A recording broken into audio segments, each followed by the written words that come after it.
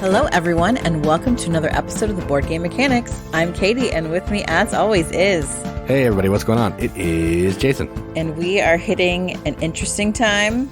It's summer, so I don't love summer because it's hot and I sunburn real easy, and I was not built for hot weather or for the sun.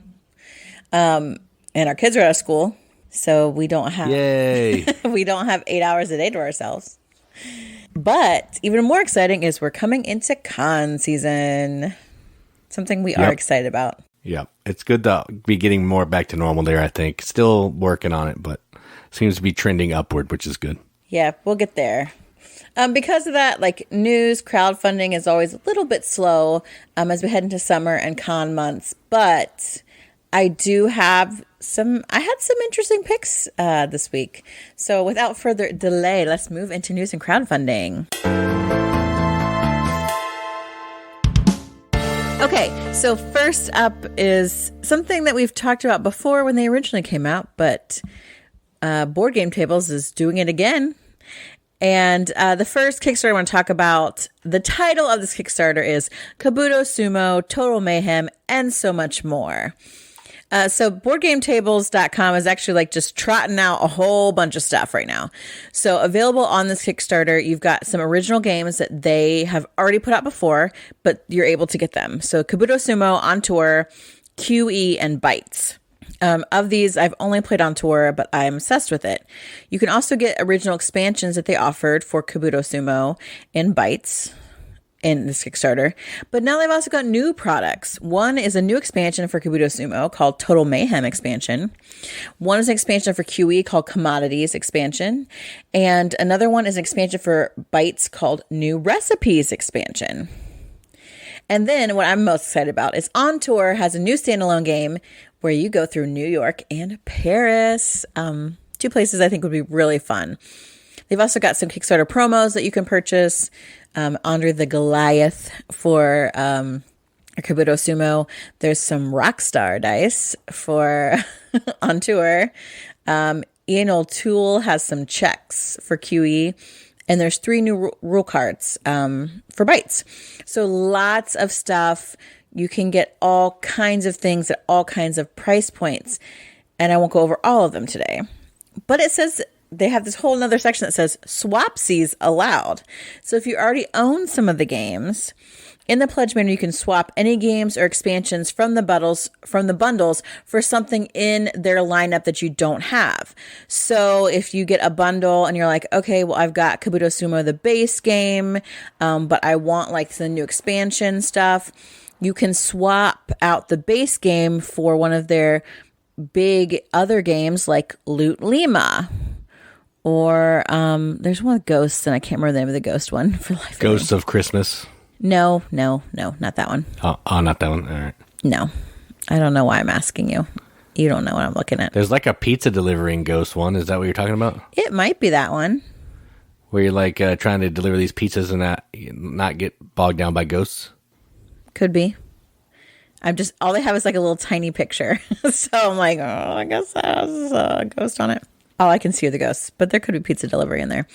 So, or you maybe have one expansion for one of the games and you want one of the, so there's like big and small. So like there's small games like Mountain Goats we really like. Sequoia is good.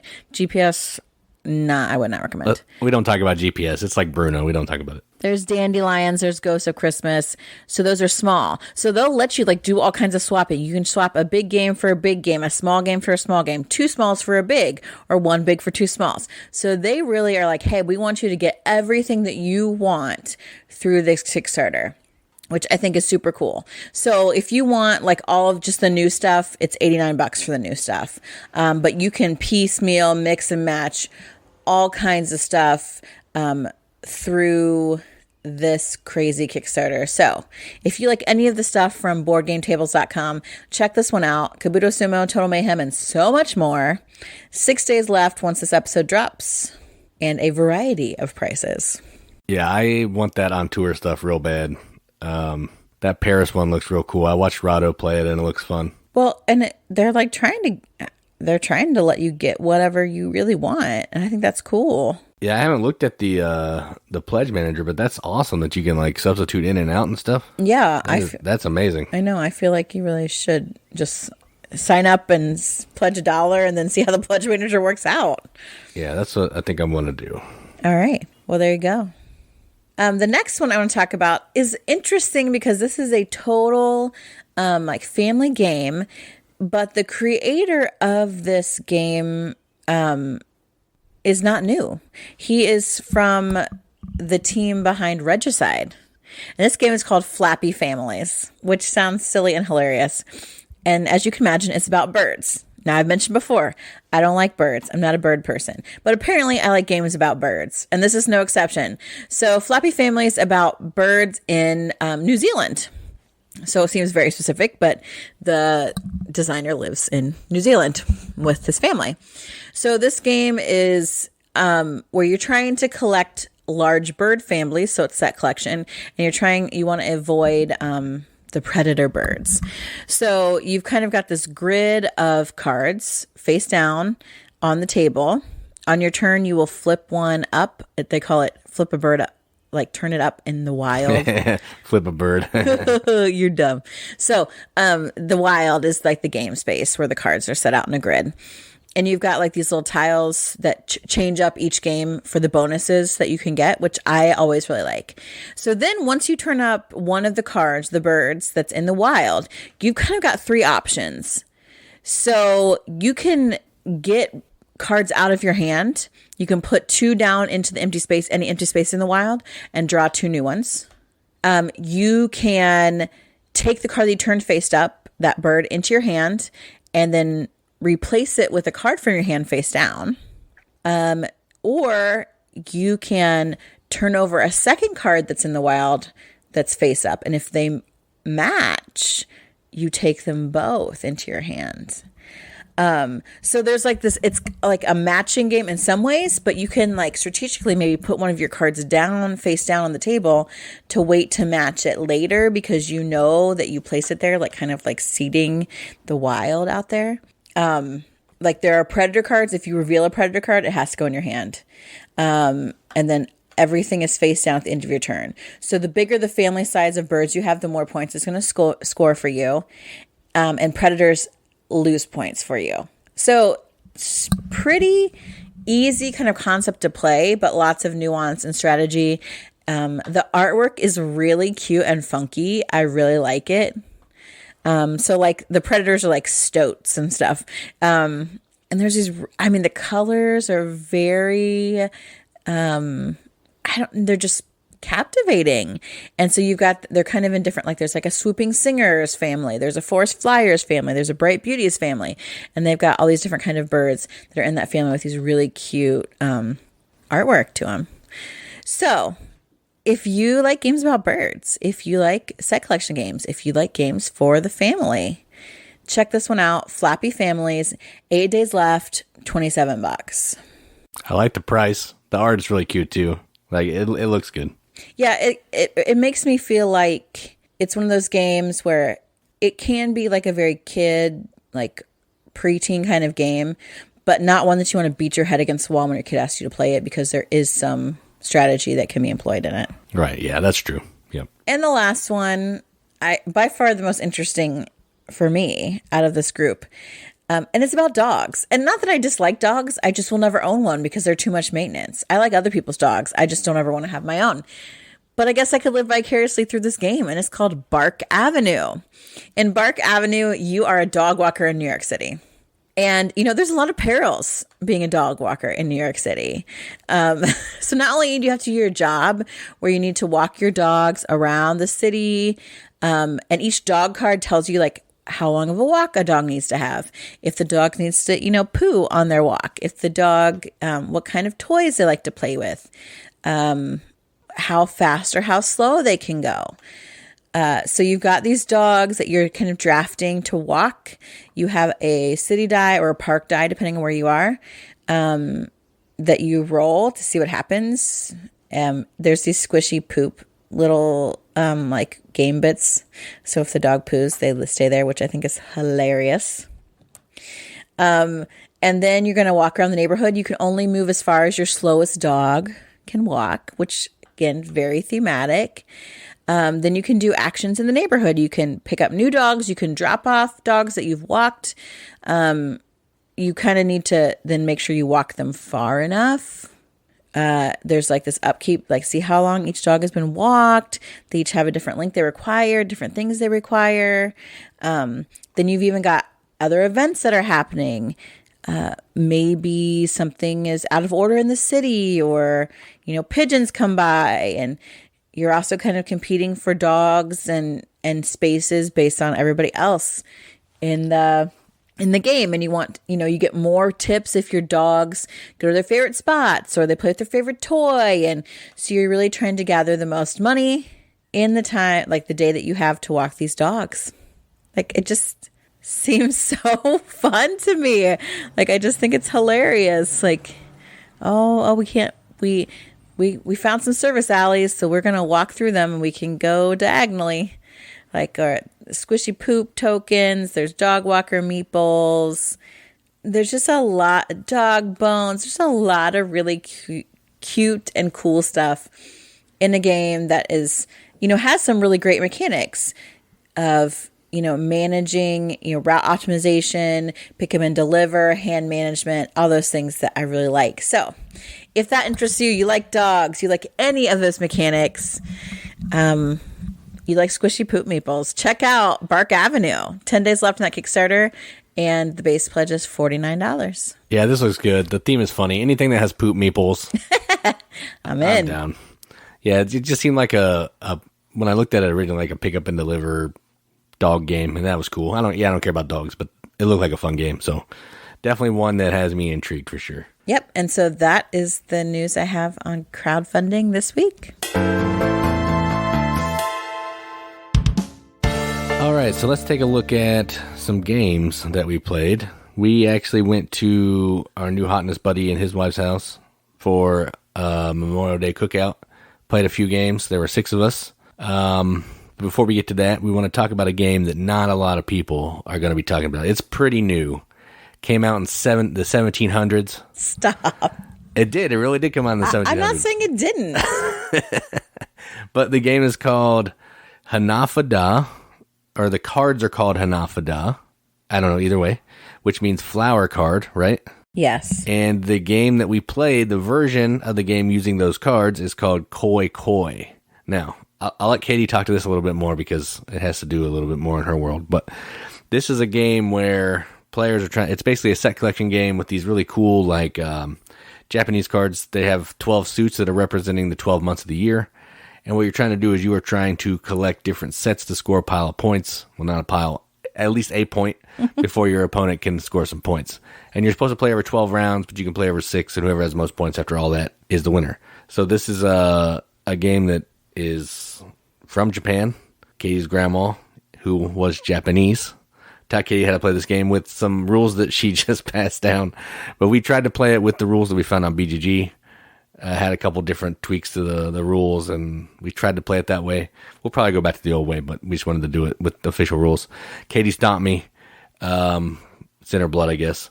But yeah, Hanafuda, solid game. I'll let Katie talk about it a little bit more because, yeah, it's more in her wheelhouse, I think. Yeah, I love Hanafuda. I played it with my family a lot. When we were younger, my grandma's brutal. She'd play penny a point, man. I played with my dad, my cousins, my sister. So the great thing about Hanafuda is the cards are so beautiful. They're just they're tiny little cards. I don't know what size that would be considered. Yeah, it's like micro cards now that they put in games, like those early Ticket to Ride cards that were real small. Yeah, the interesting thing is Nintendo is the one who started out making Hanafuda cards, and they still do, even now after they're way into video games and stuff, as a nod kind of to their history. And so there's some really cool Hanafuda cards out there. I have kind of the classic artwork on the 2 sets I have. One is a set that was passed down to me from my grandma. It's still got the Japanese yen price tag on it. And it's missing one set, so you got a filler card or one of the cards from the sets. But they make them with like the Mario characters. There is a set that's outrageously expensive with Pokemon.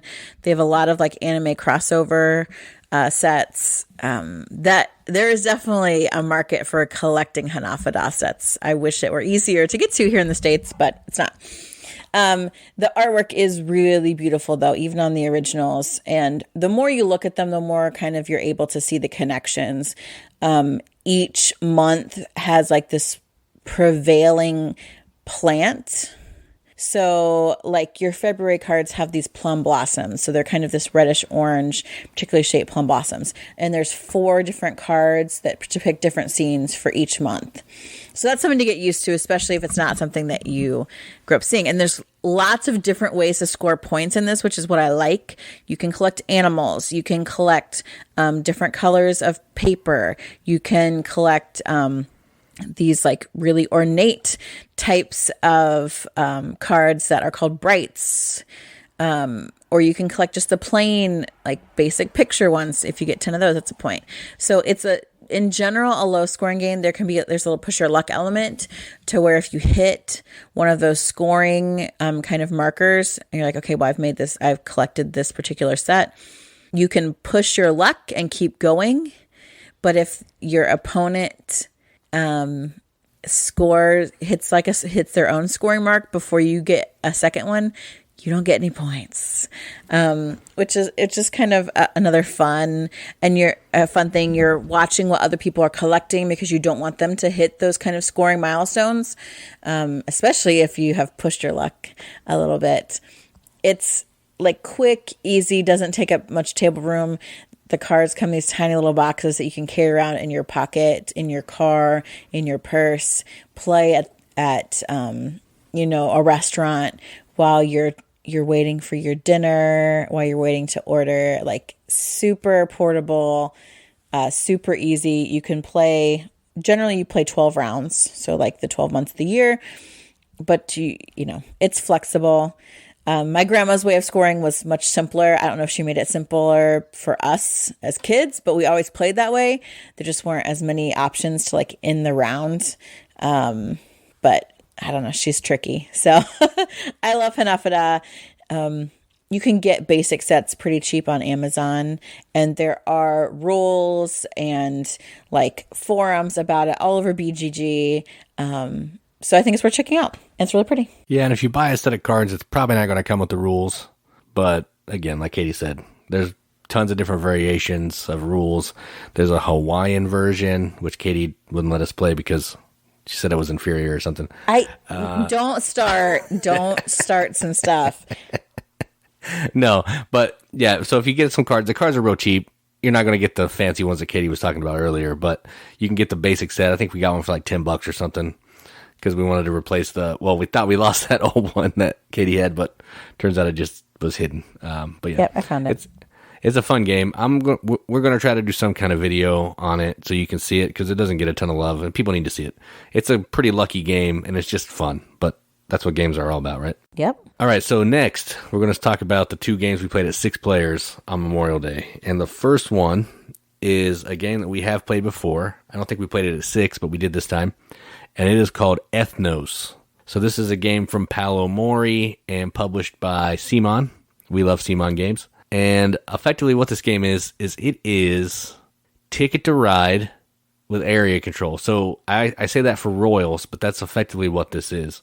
You're trying to collect these different races of cards. You're going to play with 6 different factions of cards. And then on your turn, you're either going to draw a card or you're going to play cards down in front of you. And the way you play cards is you either have to play the same faction or you have to play the same color of cards. And whatever card's on top is going to be your leader. And the leader is the ability that you get to take. So it could be a whole bunch of different people, but as long as they're the same color, just put one on top, that's what you get to take.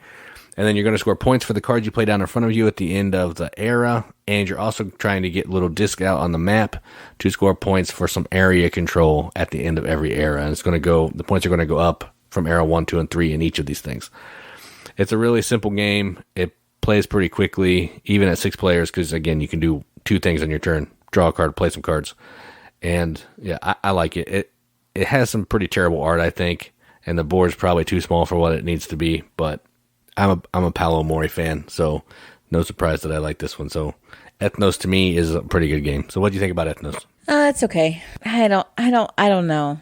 I just don't really like it. And I remember last time not liking it either, because it is about area control, no matter what way you look at it, which I'm really terrible at, even though I try really hard to do better. I think using different factions and like choosing who's the leader to put their power at work is cool. I just think there are other games that maybe do it better than this one. This is one that maybe if I played it, 10 years ago, I'd be like, oh, okay. I don't know how long it's been out, but probably not that long. But when I first started in board games, I might have liked it a lot better. But since I've played such a wider variety of games, there are others that do some of those things, like employing certain like card powers that I would prefer over this one.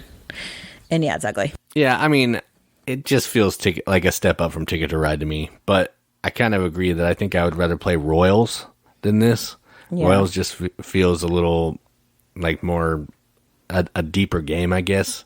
I mean, it's effectively the same thing, but I don't know. I just like the way the Royals package is a little bit better. But yeah, I enjoy it. It's not one that I think I need to own or anything, but I do like it.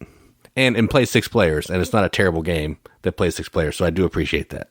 All right, so next is a game that we do really like. We've played this game, not this version that we played, but we've played the system a lot, and that's Clank. So we played a 6-player game of Clank using the asymmetric decks. I don't know what that's called. Adventuring Party, I think. And we played on the Temple of the Ape Lords map, and I'm not sure which scenario that is. But we were trying to collect these different types of tokens to score some extra points. That's effectively, and you're swinging from ropes. I'm not sure which side it is, but it's that expansion, one of the 2 sides of the board. So it's Clank, 6 players. We each had our own individual player ability that kind of gives you a little bit of variation. And the interesting thing about the 6-player is that when it's not your turn, you have some cards in your deck that you can play them out of turn, which are going to let you play more cards when it comes back around to you if somebody does something in the game. So, for example, one of my cards was if someone bought the last companion out of the market row, I could play my card and I had another card to play on my turn. And other people had different cards. Like some people could take damage. If someone takes something you didn't have already from the market, you could play a card or that kind of thing. So it's a little bit more, I guess, less downtime because you're paying attention to what people are doing, trying to play extra cards. So you have more stuff to go on your turn. Outside of that, it's effectively Clank, new map, and same mechanisms, just the cool react abilities and all that kind of thing. I still stand by Clank should be no more than 4 players. Even at 4 players, I think it can go a little bit long. But the react cards do help. I don't think they make it, make it be a game that should be played at 6 players, but they do help. But either way, I still like Clank. This was a cool map, and I would gladly play this map again, just not at 6. So how'd you feel about Clank? Well, let's just talk about the map because 6 is terrible. But how'd you feel about the map on this one? I didn't mind the map.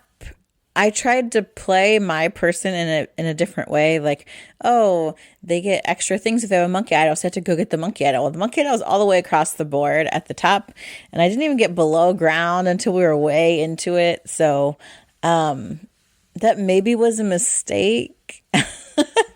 And I just picked my player based on color, as opposed to kind of what the player does or how the deck works, and to think about, sometimes it's nice to think about what kind of style do I normally play in a deck builder and what kind of, power suits that, especially because another thing is the player that I got, you would remove a gear for this bot, some kind of monkey chroma bot, I don't know, that I had.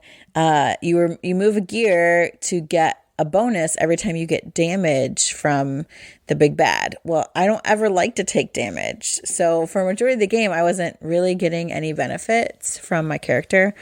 So I think that did not help anything at all. But again, I always like new Clank boards because there's this kind of really interesting variety of ways to move and things that you get, and the effects from the board and the different cards. Like, I really like that. I like the idea of having different starting decks as players. I think that's exactly where Clank should have headed as it's moving and expanding. I like it. I like it, and it looks better than the space one, so I also like that. Yeah, that's true. And the dragon is turned into this big like monkey overlord thing, which is pretty cool. So it's moving around, slapping you around, which is cool. Yeah, I mean, if you like Clank, all the maps are just going to give you different stuff to enjoy. And the asymmetric player powers are really cool. You have different starting cards. That's cool. So I would recommend using those or to get that expansion because it does make it a little bit cooler. But yeah, I still like Clank. I'll always like Clank, I think, because it's just a good game. But yeah, so those are the 3 games we played. Let's move on. So, like I mentioned before, con season is starting up, and Origins for us is the first kind of major con that we're headed to. Thankfully for us, lucky for us, Origins is kind of in our backyard, just about an hour away in our home state of Ohio. So we are excited about hitting Origins this year.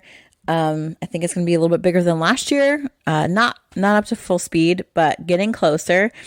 And so we thought, let's look for some things that we are excited about to see at Origins this year. Some games that have been teased that are going to be there. Although, to be fair, there are times where they say these games are going to be there and I show up and look around and can't find them. But we will do our best. So we thought, let's give a little preview of what we're looking forward to at Origins to maybe get you a little bit fired up about them, to have you start thinking about what new games are going to be out this year. So, Jace, what is your first game that you are looking for at Origins? All right, so Anna, up at the top, we're going to do a disclaimer. Some of these games may not come out at Origins, but that's just what's on the BGG list. So true, we only know what we know. Yeah, we talked about some last year, and apparently they never came out. So yeah, just pretend like that didn't happen. So the first one that I'm excited about is one I think that you covered on Kickstarter news at some point because it sounds really familiar. Like maybe. And it is from Game Brewer. My whole list could have been Game Brewer, but I didn't do that because the Game Brewer ones are the ones I'm the most excited about. But is that in general for you? Like, has Game Brewer always done types of games that you like? Yeah, that like they do Paris, Gugong. They bring a lot of like mid to upper mid Euros that I enjoy. But yeah, they're fairly new. But every time they put out a new game, I get excited about it. Okay, I was just checking. So this game is called Hippocrates, is that right? Yes. Hippocrates, because I keep calling it Hippocrates, and I know that's not right. But that's definitely not. And this Bill and Ted. This is supposed to be for sale. It's supposed to be $70. Again, going on the list that we looked at. And what this game is you are basically early doctors, and you're trying to figure out how to treat some patients in a temple. The game takes place over 5 phases. They each have a Latin name that I'm not going to try to say. But the first phase is going to welcome some patients to the hospital. The second phase, you're going to have to pay doctors. The third phase, you're going to be hiring new doctors and getting medicine. Fourth phase, you're going to treat the patient. And the last phase is like a cleanup phase.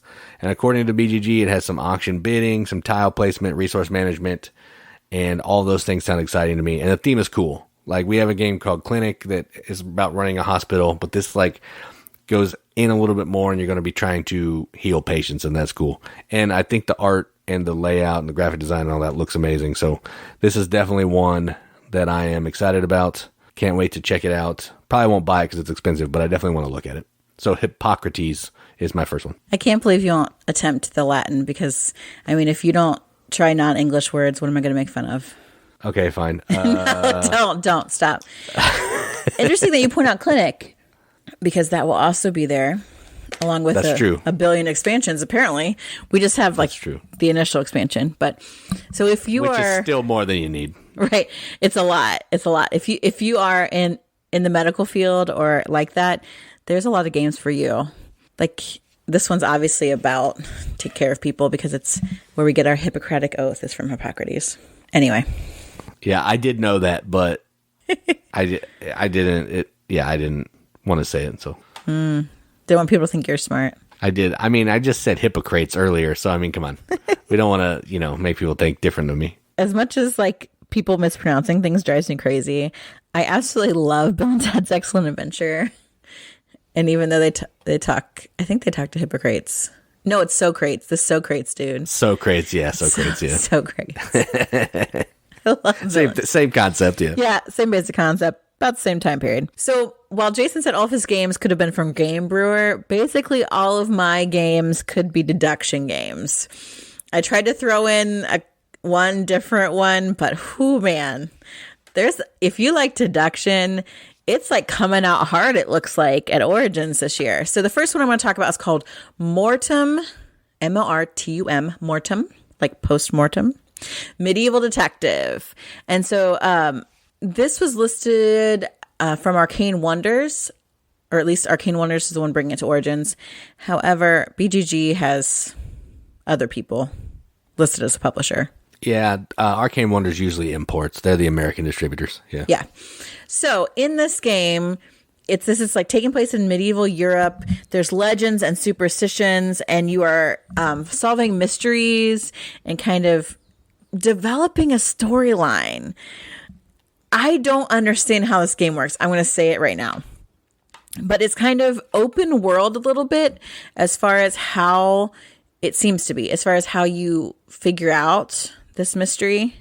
It's cooperative. There's deduction because you're kind of, you get to be some agent. You choose one. I guess there's a couple that you can choose from. And then you can do different things. You could maybe do some surveillance, or you can search through some stuff, or you can interrogate people, or you can just chat with them, or you can, try to be stealthy, or you can just go in guns blazing. It seems like it's got a really open kind of process to it. It reminds me in some ways, I'm hoping, maybe even a little like Sherlock, because it says each case requires up to 3 hours to play. I don't know how many cases are involved, but that idea of that kind of lengthy scenarios, it says 3 exciting scenarios. So that's 9 hours total game. You are choosing some cards, so there is card play involved. The cards can be clues, locations, witness interrogation, those kind of things. You can use the cards then to work on your investigation. You have a special action as a player, so you're trying to figure out kind of what happened in these interesting stories. That is all I know, but it is enough to really pull me in, because I love mystery. I love deduction. I love cloak and dagger. I love that. I'm so interested to check this out. It says, and like it already looks right now, that it's on sale in the Geek Shop for $50. So I'm excited to check it out and see what it's got going on, because, oh boy, do I love detectives. There's a couple reviews actually out. Now, I didn't see them the other day. Oh no, 2 years ago. What have I been doing? Well, those are probably like reviewing the prototypes. You don't really want to take a look at those. One's anyway. a playtester review. One's from 7 months ago. That's probably a little bit closer. Yeah, that's probably true. Yeah. So definitely looks interesting.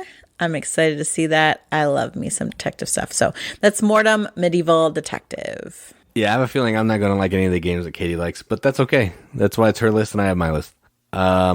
So my next one, now, I mean, everybody's going to love this. This is a pickup and delivery game about delivering pizzas in New York called New York Pizza Delivery, aptly titled. Okay, that's awesome. And it is designed by Ron Rich and published by AirLoom Games, and it's supposed to be for sale, according to what BGG said, and I just looked at a forum, and it's going to be $50. I don't know if it's worth $50, but that's what they're selling it for. And effectively, from what I've seen, this is a pickup and deliver game where you are gathering ingredients, building pizzerias, and, of course, delivering pizzas around the neighborhood to earn money. Sounds awesome to me. I like pick up and deliver games. Delivering pizzas is a cool theme. There's a few other games that do it, but I haven't played any of them, and I'd really like to. And it says it plays 15 to 20 minutes per player. So also not a crazy long game, which I also enjoy. So looks fun. Looks like just a pick up and deliver game. And I love those, so I'm in. So my second one is New York Pizza Delivery. I think that's the name. Yes, New York Pizza Delivery. Isn't there one that's similar that already exists that's something about New York pizza? There's a game called New York Slice, which is a I split you choose. It's not this. It has the same theme, but it's not like delivering pizzas. It's just about splitting up a pizza. Oh, okay. If that's what you're thinking of, I don't know. That's the only other one I know. Yeah, that's what I was wondering. There's a pizza delivery game called Papa Paolo. No, but we haven't played that one. It's not Papa Paolo. I thought it was like New York pizza delivery. don't know. mean, maybe. I don't know. This is the only one that I know, but you could be right. It might be New York Slice. That might be right. I might be thinking. My next one is Surprise, another mystery game. And this one I actually mentioned briefly on my Gen Con list last year because it was supposed to be there and I could not find it. So hopefully I can find it this year, and it is called Suspects. This actually was, I think, Studio H9 at Gen Con, but it's Hachette Games now. And apparently it's for sale. So this should be like available, which I think is interesting because we just have to find it. Yeah, I just got to find it. The other interesting thing is that this is for sale, but the description from the publisher does not really tell you how to play this game.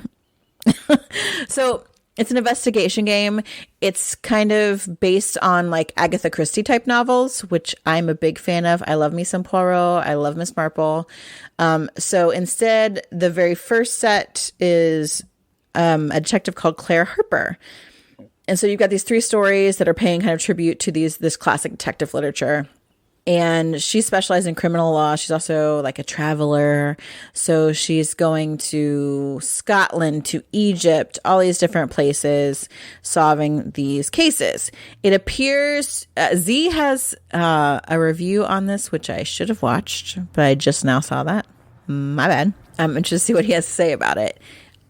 Based on like some of the writing about it, there's cards that come out. So, and someone said that they're a big fan of Consulting Detective and all those things, and that this very much is one of their favorites.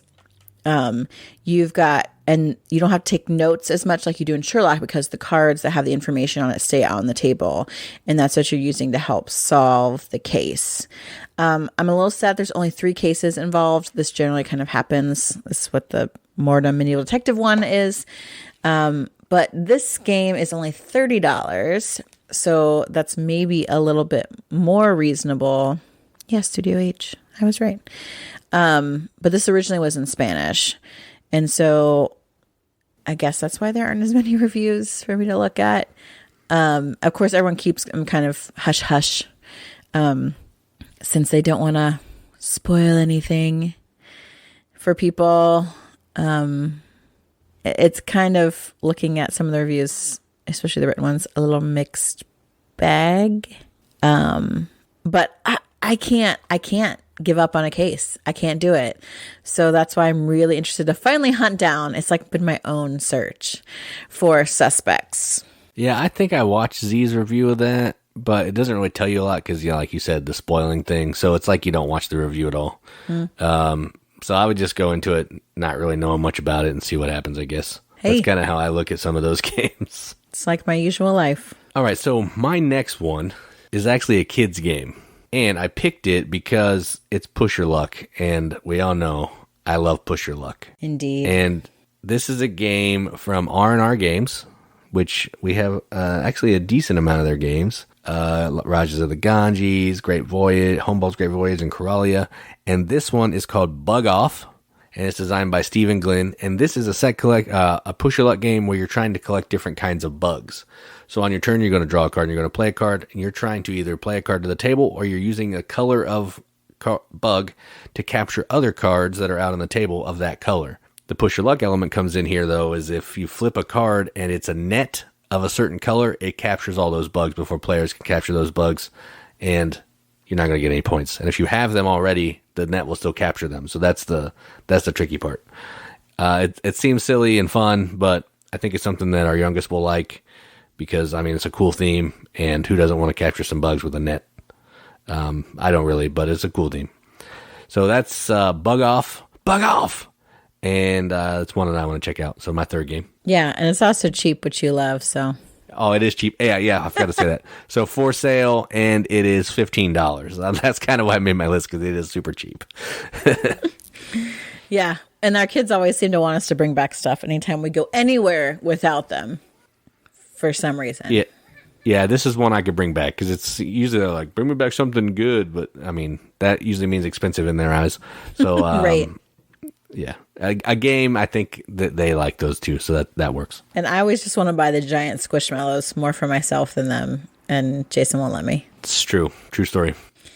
My next game is actually 2, so it's sort of cheating, but they're both expansions, so I feel like it's not.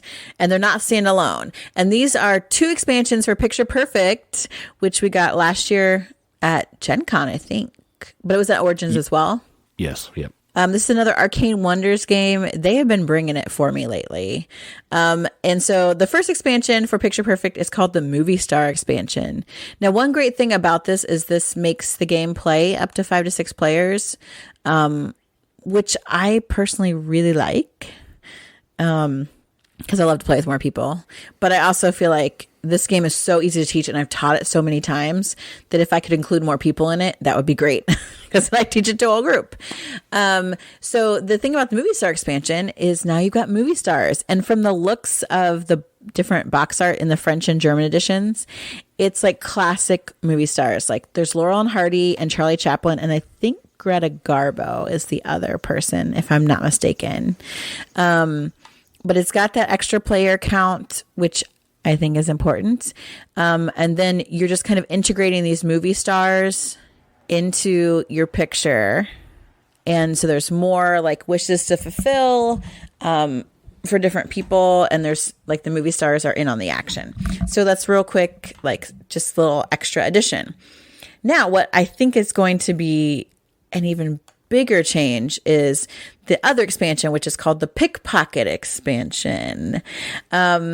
So this is kind of a different game mode entirely, where you're finding out which guests have valuable bling, and you're trying to then kind of blend your thieves in with the people so that you can get your hands on that. I don't know how that works, but it sounds fun. Really cool. Right. Because you're also then, you don't want to get caught. So I'm not sure how that works. And then you're still trying to get your perfect photo like you are in the base game. So I don't know how that works out, but I love that idea. I think that's so great. They're taking what I really enjoy, a game I really enjoy. I really like the puzzling part of Picture Perfect, the deduction that's to it, and now it's got a little extra going on. So those are 2 expansions for Picture Perfect, the Movie Star and the Pickpocket, and they each look to be, at least at what it says now, $23. Yeah, that's cool. I mean, I don't know how much the celebrity one seems to like add in my opinion, but the other one sounds cool for sure. All right, so my last one is a game from Dr. Rainer Knizia, and it is published by 25th Century Games. Supposed to be for sale, $20, and the game is called Longboard. And this is effectively, it's a game about building longboards. From what I've seen, that's the theme. And you are basically doing this by playing some cards. You're trying to get materials to build your board, and then you're trying to build your board. Each of the boards are also going to have 3, like 1 to 3 stickers that are going to be worth points. And you're trying to get 3 to 4 boards completed to end the game. And then whoever has the most points after all that is the winner. Now, it's a Knizia game, so there's probably a ton of math in that scoring. The scoring is probably convoluted, but the gameplay is probably really easy. That's how games usually work. I don't know that for sure because I haven't watched anything and I haven't read anything other than what's on BGG. But it seems it's a cool theme, and I've been getting into Knizia games a little bit more, so this one kind of struck me as one that I wanted to try. So my 4th one is Longboard from 25th Century Games. Yeah, I think that's a really neat theme. I have a good friend who plays board games who is really into longboarding, and I went to college with a lot of guys who would like to longboard around campus. So I think this is something I want to check out. My last game is for demo only, which is the saddest part. But it's lame. I know. It's supposed to come out 2023, but this game looks so awesome. It bumped a game that I had listed into the honorable mentions that would also fit in with my deduction piece. So we'll get to that in a minute. But this game looks so dope. I actually, when I was reading about it, made me think of Fan Zero, Mike Courtney, because this seems like his kind of thematic game. But it is calling to me. The game is called Septima, or however you want to say it. And it's about building your witch coven, which I think is the craziest cool theme ever. Not that I'm out, in the woods with, Goody Brown dancing with the devil in the moonlight or anything. No, let's stop. Every day for like the last 2 weeks, you have been talking about mixing and making potions. So I think this theme is right up your alley. No, so let's just clear the air, right? To be fair, calling things potions, that's what I talk about to all my skincare stuff. And I was making some kind of concoction to clean up a mess. I don't know. But you've said the word potion more in the last couple of weeks than I've ever heard that word in my time. That's true. And in general, I see a lot of like feminist posts that are all about, the rising of the witches. So what can I say? But this one, it's competitive game. You lead this coven and you're working in this town, and you're trying, your goal is to become the successor of the High Witch, who is the Septima. So you have 9 different actions that you can do. And the thing I like about that is this has, simultaneous action selection, which I think is a really great mechanic, especially if you have a lot of players. But I think there's such a cool thing that happens when you do simultaneous action selection. Whereas, am I trying to outthink my other players? Am I trying to think like them? What action do I want to take? What action do I hope they'll take? I love that kind of stuff. So in this, there's 9 actions. You can move, you can collect, you can brew, you can heal, you can recruit, you can plea, you can chant, you can write, and you can remember. Write, R-I-T-E. The thing is, if other people choose the same action as you get like really great bonuses. But if you're all out there chanting together, that's definitely going to be suspicious to the townsfolk, and the witch hunters are going to start coming. So those like decisions of, well, I want to do this action, and I bet other people will too, so I'll get this cool bonus. But, I don't really want the witch hunters to come after me because it's going to have me do other things. I think that's super cool. And then you're trying to rescue witches to kind of build your coven, because there's periodic witch trials happening. And so you're healing people and maybe enthralling people and convincing them, the townsfolk, to kind of support you. So that's then going to help you like rescue witches from the witch trials, because, you are there to like calm down the hostile witnesses and make people, listen to you. And then like your witches join your coven. They've got their own personalities and special abilities that can help you. You can even, in that, if someone else is being reckless, getting too much attention from the witch hunters, you can snipe their witches from their coven, and they can end up joining yours. I just, wow. I can't tell you how interesting this looks. The art is also really pretty, like soft and just interesting. It says it's quick to teach and set up, and it takes less than 2 hours to play, even with 4 players, which is the max. Sure it does. That's what they say. And they said that it's 1 to 4, so there's also a solo mode. So this is from Mindclash, which I happen to enjoy a lot of their other games. I think this sounds super solid and interesting, and I can't wait to see it. And if it's even half as good as it sounds, like, I'm looking for it in 2023 to back this up. It looks like it's going to hit Kickstarter this month, like June 16th is what I'm seeing in some of the comments. So, oh boy, cannot wait. I think of all the games on the list, this is definitely the one that has the most potential of being the coolest. Agree. And of course, it's the one that you can't buy there. It's just a stupid demo. That figures that's how it would go. But I mean, it's Mindclash. They're really good at making some interesting Euros with crazy themes and interesting mechanisms. So I'm sure this one's no exception. Yeah, when this hits Kickstarter, I'm definitely going to check it out because it sounds fantastic. It's probably going to be like $100, and then we'll never back it, and I'll never get to play it. We're never going to have this game, but I am at least going to check it out. So to be fair, that when I saw that, it kicked off another game that was on my list. So I want to kind of go into an honorable mention section, because there are several games that we talked about even for our Gen Con preview that have not come out yet. So they're going to be at Origins again, but they still look really good. And there's some that just didn't look as good as others. Or if I covered them in like a former Kickstarter kind of thing. I try to avoid those a little bit. But the one that I really was going to talk about because I was on this deduction kick is Sherlock Case Connection. And this is based on the TV show version with Benedict Cumberbatch, Sherlock. And I, as you know, I am obsessed with Sherlock.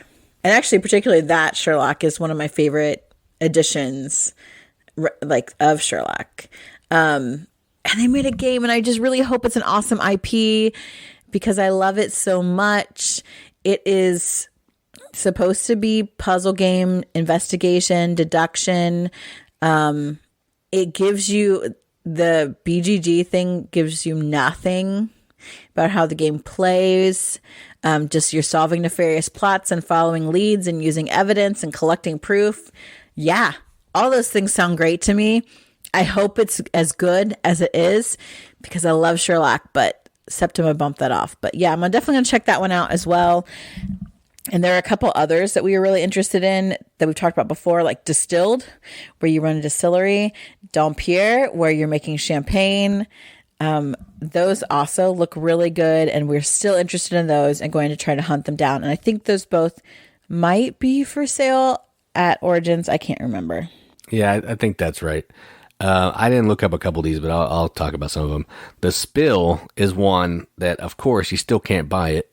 It was for demo last year at Origins, but this is like a really cool, has a cool dice tower where it's dropping these dice down into these different locations. It's simulating like an oil spill and you're trying to rescue animals. That game looks cool, but again, you can't buy it. It's just demo. Cryptid Cafe, yeah, I don't know what that is. The box looks cute, which I think is why Katie put it on the... Do you want me to talk about it? Cause... No, it's fine. We don't need to go into super detail. That's why they're on honorable mentions. Well, Cryptid Cafe is like... the basic, like, kind of pick up and deliver. You're fulfilling orders. You're trying to be the best server, but it's got like a fun little theme to it. Wasn't it like monsters? Isn't that what's on the cover? A little monster? Yeah. Yeah, that's cute. You're like little monsters at this monster cafe. And then a game called Gartenbau, which I'm assuming means Gartenbau. You're trying to become the Gartenmeister, so it's got this German gardening theme to it. So it's really cute. The box looks like it's a flower and seed catalog.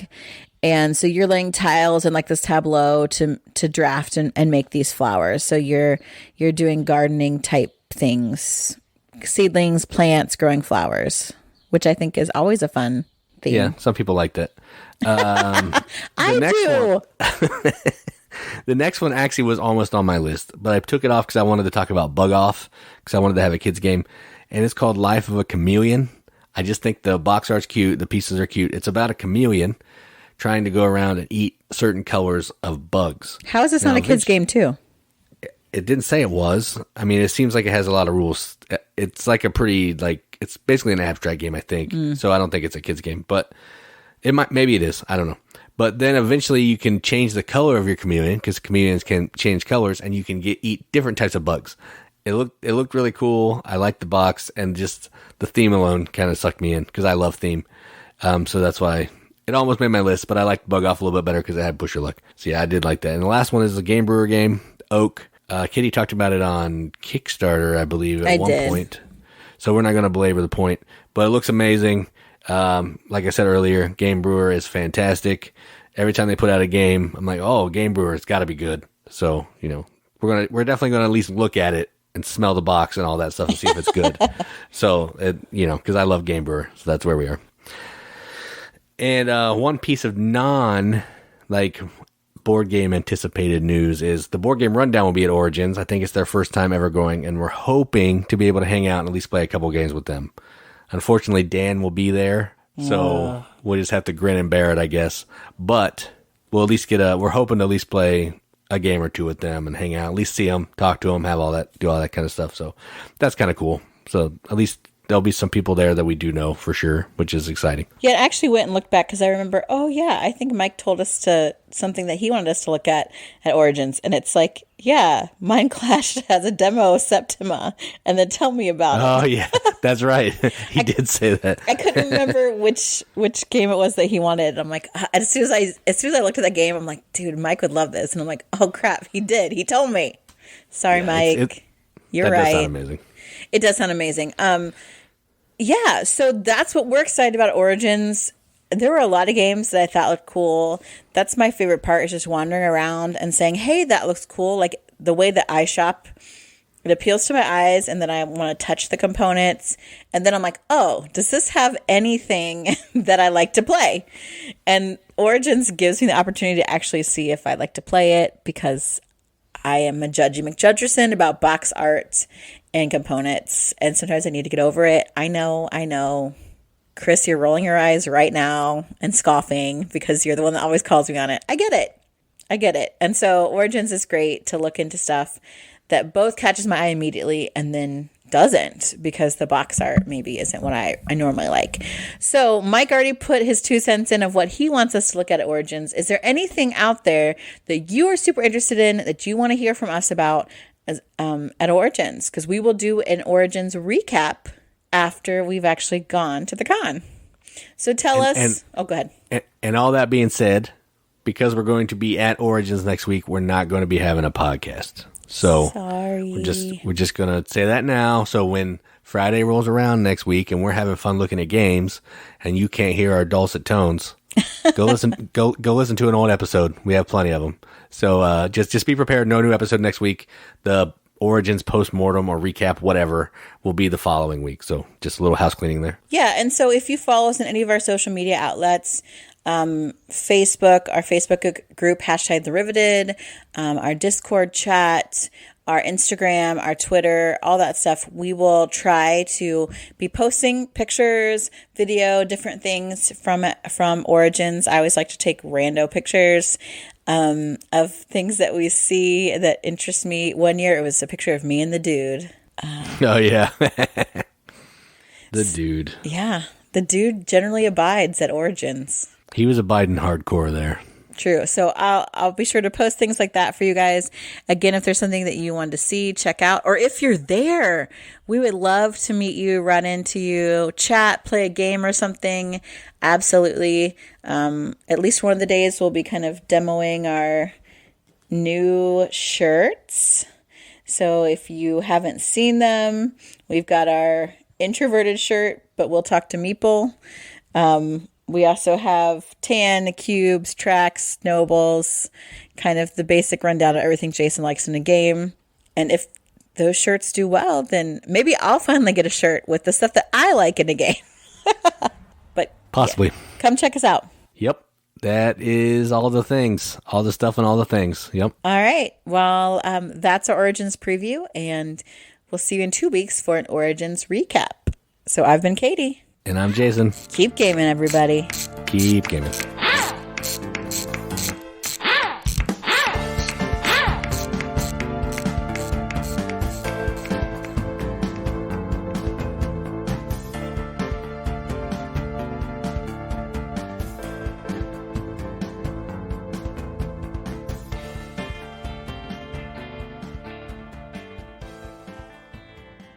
Is there like a music bumper that goes there? Yes. Oh, cool. I was going to make my own music, but I thought, nah, we've got some. Boom, chicka, boom, chicka, boom.